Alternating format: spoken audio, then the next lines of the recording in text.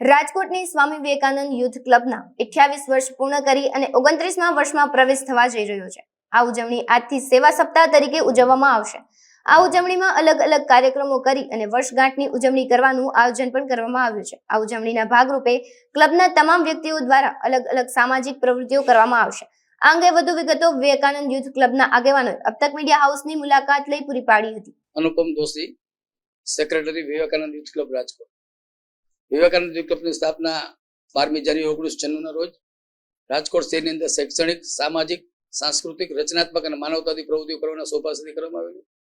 આ સંસ્થા કોઈ પણ જાતના નાત, જાત, ધર્મ કે સંપ્રદાયથી પર રહી માત્ર માનવતાને ધ્યાનમાં રાખી વિવેકાનંદજીના આદર્શો મુજબ કામ કરતી સંસ્થા છે।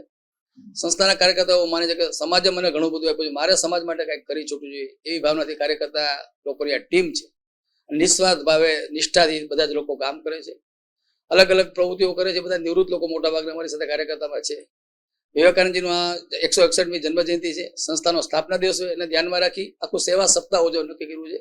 એ સેવા સપ્તાહ દરમિયાન વિદ્યાર્થીની બહેનો માટે શિયાળુ રમતોત્સવ, બાળકો માટે વાંચન શિબિર, તલમરણા લાડવા અને પતંગનું વિતરણ, વિવેકાનંદજીની યુવાનો વિશે પ્રવચન, બાલ મહોત્સવ સહિતની 7 થી 8 પ્રવૃત્તિઓનું આયોજન કરવામાં આવે છે। અને આ બધી જ પ્રવૃત્તિઓ સમાજમાં સારા લોકો આવે, બહાર આવે અને યોગ્ય લોકોને તક મળે એટલા માટે આ પ્રવૃત્તિ કરવામાં આવે છે। સંસ્થા દ્વારા અલગ અલગ પ્રવૃત્તિ કરવામાં આવે છે। ઉનાળામાં 42 વર્ષથી ઉદ્યોગમાં ઉગાડા કે ફરતા હોય એને શ્રીફળ વિતરણ કરવામાં આવે છે।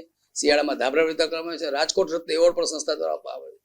રાજકોટના જે પ્રતિભાશાળી લોકો છે, સમાજમાં જેને રાજકોટનું નામ રોશન કર્યું છે, ઘર દીવડાઓને રાજકોટ રત્ન આપીને બિરદાવવામાં આવે છે। વાંચન શિબિર પણ દર વર્ષે આયોજન કરવામાં આવે છે। સ્કૂલોની અંદર આમ અલગ અલગ પ્રવૃત્તિઓ કરવામાં આવે છે। આ અમારી સંસ્થાનો કોઈ કાર્યાલય જેવું નથી, અમારા ઘરથી જ બધી પ્રવૃત્તિ કરતા હોય છે, પણ બધી સમાજમાંથી અમને ખૂબ સહકાર મળે છે। રાજકોટમાંથી અમારી કોઈ પણ પ્રવૃત્તિ ક્યારે પૈસા ના વાગે કે અટકી નથી અને સમાજનો ખૂબ અમને ઉષ્માભેરો સહકાર મળે છે। એટલે શહેરીજનો અમે ખૂબ ખૂબ આભાર માનીએ છીએ અને વર્ષ 2024 અમે ખાસ કરીને રક્તદાન અને ચક્ષુદાન પ્રવૃત્તિ પર વિશેષ ભાર મૂકવાના છીએ।